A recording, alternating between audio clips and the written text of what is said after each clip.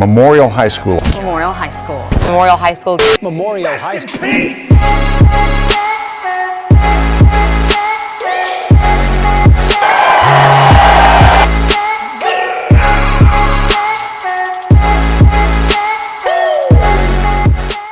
I'm Allison Suter. I'm Brendan Simpson. And I'm Parker Oliver. Welcome to the February episode of NBC 713. Before we start our program, we want to congratulate our fellow journalists on the yearbook and Anvil staffs on their recent national awards. Way to go, Mustangs! Now let's take a closer look at our new West building.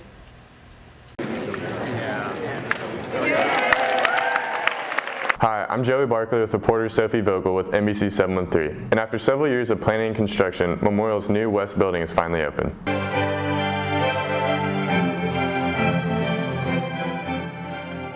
Memorial's new West Wing is over 161,000 square feet, has 28 classrooms and 21 science labs, and over 1,500 student desks and 160 lab tables. Today we had the opportunity to talk with the senior project manager of the new building. Here's what he had to say.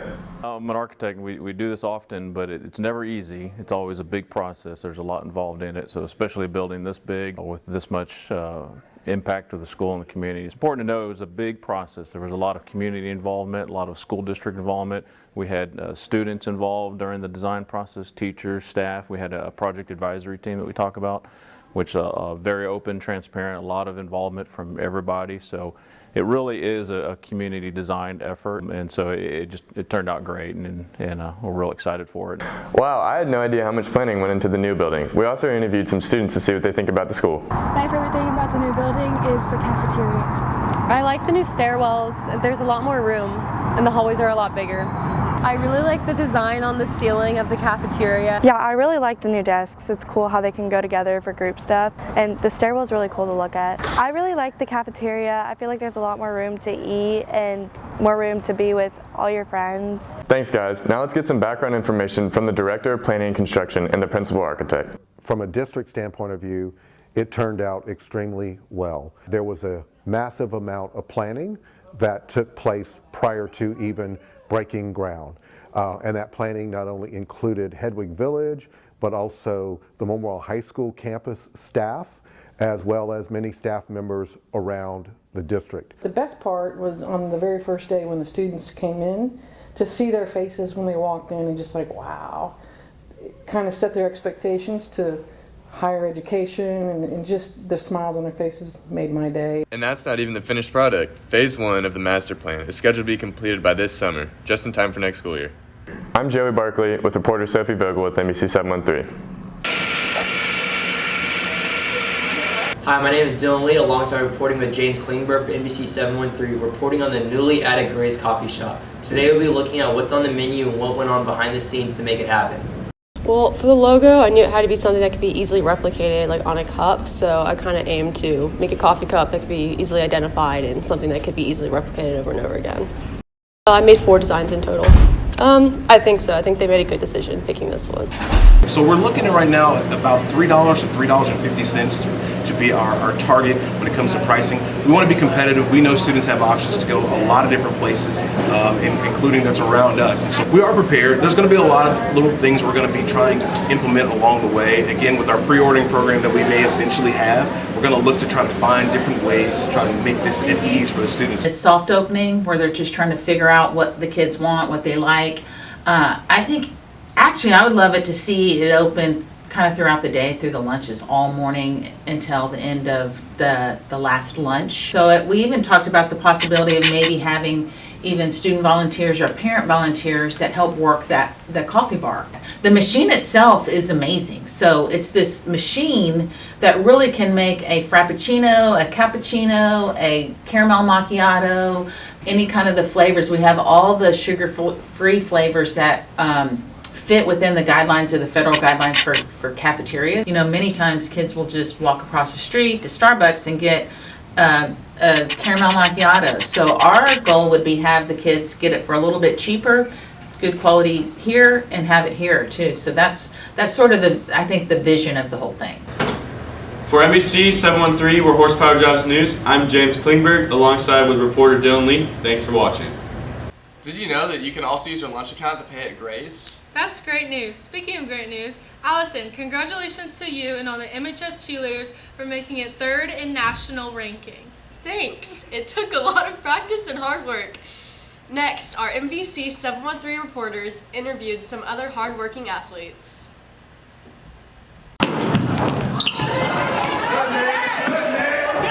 Hi, I'm Tulsi Parikh alongside reporter Lane Loafink with NBC 713. Today we'll be covering the girls basketball team, which is ranked 12th in 6A Region 3. Stay tuned for a season recap. Our season's been going well so far. We're 5-1 in district. I don't know our overall record, but we're hoping to finish out and win district this year. We have to beat Cy Creek, which is they're our biggest rival. I think we could do it, so coming first in district would be a first for us in a really long time, so that's one of our goals. Something I think my team is really good at is pushing the ball in transition and just hyping each other up and being there for each other. We're really good at staying positive. Even if everybody's having a bad game or a bad day, I've never seen anybody get mad at each other at all. Being younger can be a little overwhelming at times, but the team's been really accepting, and I'm really thankful for them. I'm older now, and I have to be more confident and be there for the freshman teams or other underclassmen on the team. And last year I got to learn that from the graduating seniors, and so it just got taught down to me. As a senior, I think I do have more of a leadership role, but I think I've tried to be a leader every year.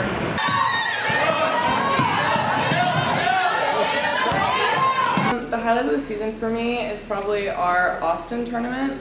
It was just really fun, and it was a good experience for the team. I started playing basketball because I think just at a young age, my dad was we're just going to put you in whatever sports, and all of them, and see which one you're best at or you want to do. And so basketball just stuck with me.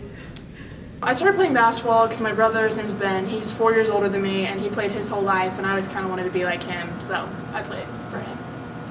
Come out and support the girls basketball team. For NBC 713, where horsepower drives the news, I'm Lane Loafink along with Tulsi Parikh. Thanks for watching.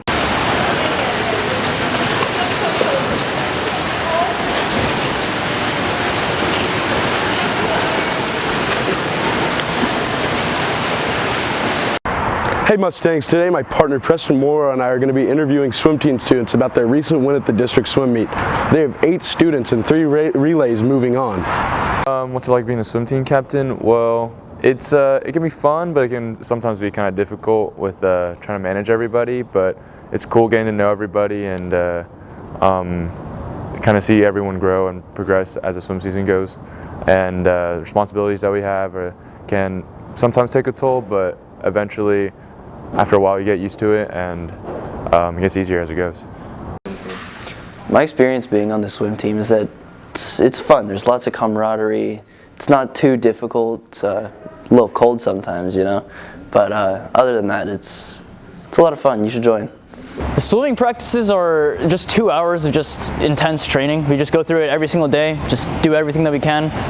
Mostly just the coaches yelling at us, but we always need that, I love Coach Moss. He's very passionate about his job as our coach. He holds us to high expectations and expects the best out of us, and there's nothing we could ask more for. Swam 50 free and 100 fly. Did great.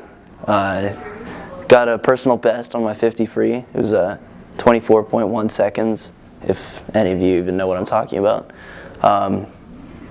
It's enjoyable. You should come to the next meet. Hey Mustangs, this has been NBC 713, and I hope to see you at the Natatorium next to Spring Woods to support the team. Hello, my name is Sophie Chai alongside reporter Brianna Vega for NBC 713 reporting on the MHS's boys soccer team. This year's team has 8 returning starters, including 5 all-district players from last year's playoff team. This year they practiced in hopes of improving last year's first-round playoff appearance. My favorite part of the season is definitely playoffs. Last year the environment was crazy. It was great getting a lot of support from the school, and I'm really excited to do something this year, hopefully go far in playoffs. This season I want to get to the point where everybody in the team kind of comes together and we can really run up on anybody and expect to win. My favorite part of the season would probably be games against Stratford. They're just so tough and just a good competition. Advice I would give to an up-and-coming player, I'd probably tell them just be tough. They will be bigger, they will be stronger, they will play dirty, just fight through it. This year, we're hoping to make playoffs again. Last year we made playoffs for the first time in a while, but we got out first round. So this year, we're hoping to make playoffs again and hopefully go third, fourth round and win district along the way. Coaches have been good at communicating and giving you advice and being optimistic on what you can do, but they're also not afraid to be harsh. It's better to have constructive criticism than just be babied. So they've done a great job to be a good coaching model and just. The next soccer game is tomorrow, February 11th at MHS Fields. Make sure to check it out. For NBC 713, where horsepower drives the news, I'm Brianna Vega along with Sophie Chai. Thanks for watching. Go Mustangs! Shout out to our girls basketball team and several swimmers who are all ahead of the regional playoffs this month. Next, we take a look at our all-state musicians and our award-winning Marquettes artists and photographers.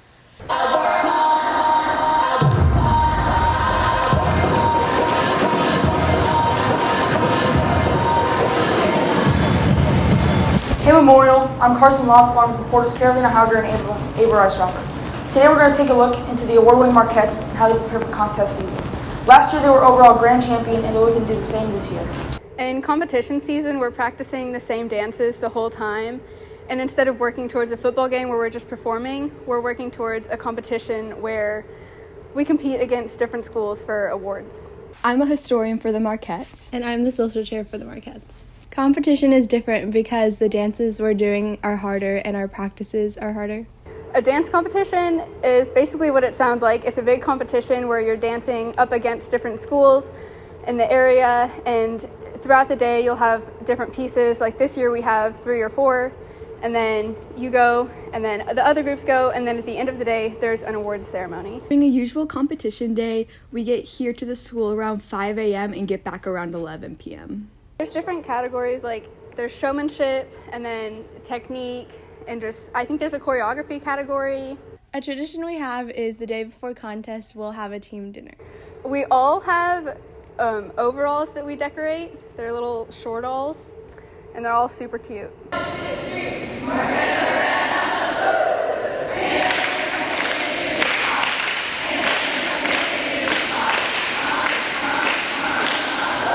The Marquettes compete February 19th and 26th. Make sure to wish them good luck. From NBC 713, where horsepower drives the news, I'm Carson Lotz, along with reporters Ava Rice-Dropper and Carolyn Howard. There are so many talented students at Memorial. MHS art and photography programs constantly earn high marks. Today we are featuring a list of students who have entered and placed in art contests. I entered the Scholastic contest for 2022, and I entered in the portfolio category and the digital photography category. I entered the rodeo contest. It was the Houston Rodeo Art Contest. I entered an underwater series. I went over to Dallas to build an underwater room into a pool. And I got some freediving models, and we basically just staged a scene underwater. And then the other one, it was actually a self-portrait of me underwater with a red dress that I used for a previous editorial shoot. I entered a 2D piece and a 3D piece. For my 2D piece, it was a painting, and for my 3D piece, it was like a sculpture. I used Prismacolors, and I think that's it. I just used Prismacolors. For the 2D piece, I used oil paints and on like acrylic canvas, and for my 3D piece, I used petroleum-based clay. I've always loved travel and stuff, and then I guess I was taking lots of photos on some of my vacations like a long time ago, and then I got a DSLR for my birthday, and I kind of just fell in love, and I started my own business, and it only went up from there. I've been drawing ever since I was young, and my parents are both designers, so they encouraged me to do art when I was young, and I've just liked it ever since then, and I've just kept doing it. Like I said, I've been doing it like basically my whole life, like on and off, and I recently got more into it around quarantine, and so I decided to take my first art class this year. I'll be continuing photography in my future for sure. I would love to start a bigger business one day and study photography and film in college. I plan on doing a career in art and like becoming a designer, so yeah. Congrats to all our winners. For NBC Where Horsepower Drives the News, I'm Reese Reitman here with my partners Dakota Dalton and Allison Suter. Have a great day!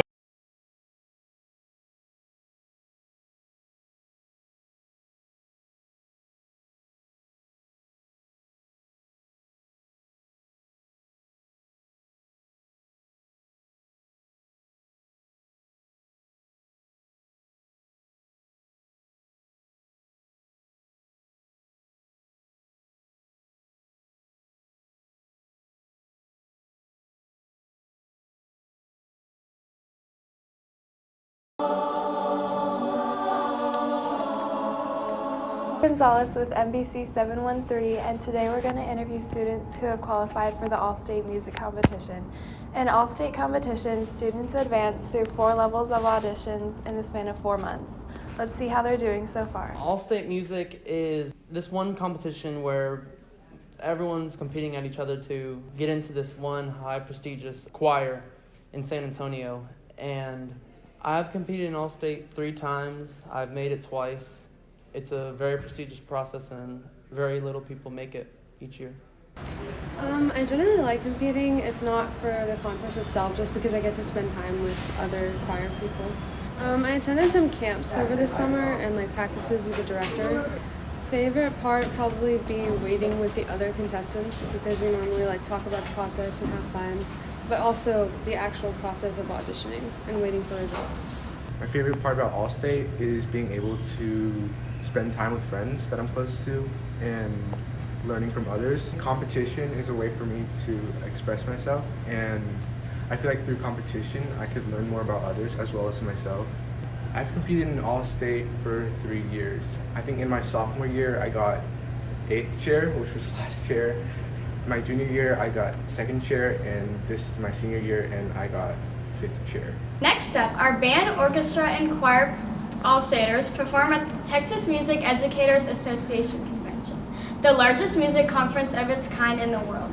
For NBC 713, where horsepower drives the news, I'm Kayla Blanchard, reporting along with Ava Gonzalez and Orion Charles. Thanks for watching.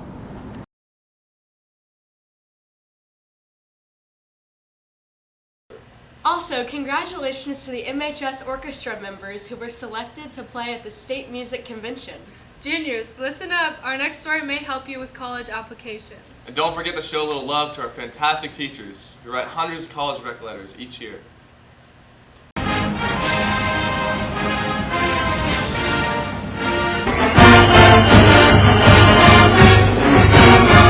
Hey Memorial, I'm Janie Slocum alongside with Grace Ott for NBC 713. As being one of the largest colleges, UT and other colleges continue their rolling admissions. This week we talked to different seniors about their best college admission tips. Hi, I'm Claire Gamble. I'm going to the University of Georgia. Best advice is to not stress about having the perfect application, because you don't really know what every school is looking for, and there's not a perfect applicant. My resume, I focused on talking about how I did a sport all 4 years, and then I did a lot of volunteer work. My name is Reed Telly and I'm going to A&M. Best advice is to start your resume and applications early. To make your resume better, do some extracurricular activities. Hi, I'm Emmeline Moss and I'm going to Dartmouth College. I'd say my best advice is to be yourself and try to tell your own story. My resume focuses a lot on art, so I put a bunch of art awards. Hi, my name is Mrs. Mikes. I am your MHS College Visit and Scholarship Advisor. I am found in the gray office. Juniors especially, right now in the spring semester, you guys need to start getting ready and picking colleges that you're interested in, which means you need to start doing virtual or in-person college visits. You need to be making a spreadsheet that has colleges, and you need to find out what the admission deadline is. Because college deadlines are really important for applications. For most of you guys, what you want to be doing is making sure to apply early. Thank you, seniors. For NBC 713, where horsepower drives the news, I'm Janie Slocum alongside with Grace Ott. Have a great day. Hi Mustangs, I'm Adeline LeCrone reporting alongside Callie O'Neill for NBC 713. All 147 staff members of Memorial High School are staying-tastic. We appreciate all of them and what they do for us each and every day. Let's go check out students and what they've said about our staying-tastic team. Coach Brady is just a great coach. He's super fun to be around, and he's just super easy to get along with and talk to, and he's just been a great guy to get to know. He's been a really good role model for me. It's been really good to get to know him the last 2 years. He's taught me a lot on the golf course and off the golf course about how to treat people and how to act and be a better person. Coach, just let you know that you are staying-tastic. Thanks, Chuck. Miss Rosen is always there to help, and she's a super good listener, and she's really kind. Miss Rosen has taught me to never judge a book by its cover. And you're stang-tastic. Oh my gosh, thank you. You're stang-tastic. He always brings so much energy to the classroom, and he always tells really funny stories, so it makes my day a lot better. He shows me how to treat others through his actions, and he always treats everyone really well and always makes everyone's day better. Sparks is stang-tastic. Coach Larry's always been really understanding and just compassionate to all the students, and you really feel welcome in his class. He just taught me how to be a kinder person, just be more understanding of others. Thanks for being an awesome teacher. Appreciate it. Miss Williams has made me feel very stang-tastic because I've just really grown as a writer. Okay. Miss Williams has taught me how to definitely be a better writer and help my peers out when writing these rhetorical analyses. Miss Williams has helped me use my writing skills to help other people. Thank you for being stang-tastic. Oh, yes, you're welcome. Thank you. Miss Carney walks into school every day with a smile on her face, lets us know what we have to do, and she's just kind of like our best friend. She's definitely one of my favorite teachers, and she just makes me feel safe. Miss Carney is kind of like a therapist to all of us. She talks to us, she makes us feel better, she makes us laugh, and it's just like we're talking to somebody our own age. Thank you for being a fabulous teacher, Miss Carney. She's very understanding and kind, and she always checks up on us. She's taught business and law and prepared me for the real world. Thank you for being stang-tastic. Miss Bonk is stang-tastic because she works very hard for her students and comes very prepared to class. She makes 8th period very fun, and she's a good teacher and makes me work hard in that class. Here you go. What is this? It says you're stang-tastic. Mr. Gallows constantly encourages us to do our best in class, and I like the way he teaches us. We believe you are an absolutely stang-tastic teacher. Thank you so much. And we appreciate what you do Thank for you. us. Miss Baker, you're stang-tastic! For NBC 713, where horsepower drives the news, I'm Adriana Crone, reporting alongside Callie O'Neill. Make sure to spread some Mustang love. Memorial teachers really are stang-tastic. This month, our Mustang Love Spotlight shines with some Mustangs that are making a difference in our community and our mob club on campus. Hi Memorial, I'm Alex Hickson alongside Andrea Herrera. Today we're interviewing people who spread Mustang love through volunteering. Some examples are Mob, Golf for Police, and Food Banks.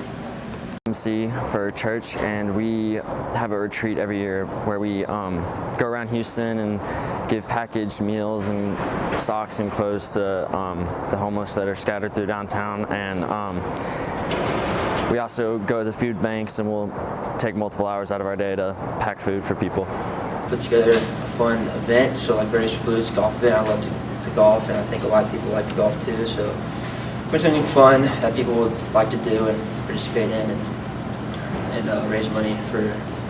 I really like to volunteer with life skills here at Memorial. My favorite thing is just seeing the smile on people's faces, especially when they come in to pick up meals, or when we surprise people downtown by handing them stuff, and it's a really genuine smile that we get. I love the feeling I get from giving back and seeing how successful the event is and how it's impacting the lives of these police officers that are giving their lives every single day for us, and just the impact is really what satisfies me and gives me a sense of accomplishment, and I love doing it, and I like to continue to do it.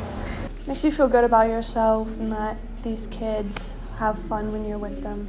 I try to spend as much time down there as possible, and I really try and put others before myself so I can give as much as possible. I engage the golf team in it, and we're reaching out to the baseball team as well, so we're engaging the students in this event as well, and we're giving them an opportunity to meet these officers, talk to them, connect with them, and basically engage with the community, and I think it's a great thing. I want to go into life skills. I want to be a life skills teacher in college, like after college, so. I try and spread the Mustang love through giving as much time as possible to the volunteering that I do. Volunteering not only helps spread Mustang love, but also helps out with your resume. We're NBC 713. Thank you for watching.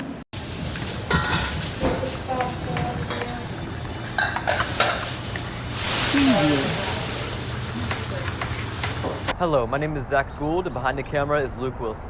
Today we'll be looking into the organization Memorial Mustang Outreach Bunch, or MOB for short, and figuring out what they do and how they help our community. All right, let's go. MOB, which also stands for Memorial Mustang Outreach Bunch, is a student-run volunteering organization where we have events across the Aspire State area and the greater Houston area. And we volunteer at events such as beach cleanup, school carnivals, and Belong Kitchen. At Belong Kitchen, our volunteers interact with the disabled that work there, and we help them clean the kitchen area. My position is the president, so as the president, I oversee the events and the VPs, so I can make sure that every VP is doing their job and looking after their events and leaders. Tutoring for math about 2 to 3 times, and it's usually a good handful of people that come out for help. My favorite part of MOB is how the people come together just to help out the community, and it's a really good experience. Go to the MMOB website and you fill out the Google form to register. It affects me in my college life because it looks good on applications. MOB holds tutoring twice a week every week, Tuesdays and Thursdays, in the cafeteria, so stop by if you're struggling with any classes. This has been Zach Gould alongside Luke Wilson. Thanks for watching. Our Just for Fun segment ends our episode today with some stories celebrating Valentine's Day. What's Galentine's Day? Oh, it's only the best day of the year. Hey Memorial, I'm Anastasia Rubio alongside reporter Bella Gebhardt reporting on students who participated in Galentine's Day. Galentine's Day started in 2010 following the hit TV show Parks and Rec. For Galentine's Day this year, my friends and I are going to get together and we're going to have a dinner with all of us together just to celebrate us as friends. I watch rom-coms with my friends or eat chocolate. Yes, I've participated in a Galentine's activity. I went on a picnic with my friends. We don't always give Galentine's gifts, but we give little Valentines to each other, little letters telling each other. We don't give Galentine's gifts. Yes, me and my friends usually give Galentine's gifts. Yeah, we all come and hang out together, normally at my house. We usually hang out at someone's house because we like to be with each other only. Yes, we usually hang out at someone's house for Galentine's. I really prefer having Galentines over Valentines just because I really like my friends and I've been with them for a lot longer than any partner. I like spending Valentine's when I actually have a man to be with, but Galentine's if I don't have anyone. Galentine's for sure. We normally go to a restaurant for Galentine's Day or someone's house and just hang out. I would probably take them to my house and then we do something fun like eating or making a charcuterie board or something. According to National Today, Galentine's Day falls this Sunday, February 13th. Have fun celebrating with the girls. We're NBC 713, where horsepower drives the news. I'm Bella Gebhardt, alongside reporter Anastasia Rubio. Thanks for watching.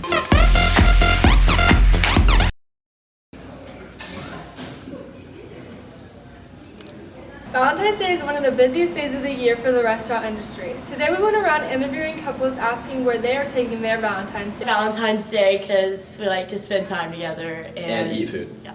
We've been dating for a year in 5 days. I don't know who liked who first, but Brooks made the first move. We're probably gonna go to dinner at Carl's. Yes. It's our favorite place to go together of all time. Hi, I'm Griffin Joyner. I'm Claire Gamble. And we're dating. Our Valentine's Day plans are sushi. Potentially Uptown Sushi, because it's expensive and Claire's gonna pay for me. So she wears the pants in the house. It's whatever. That's a funny story.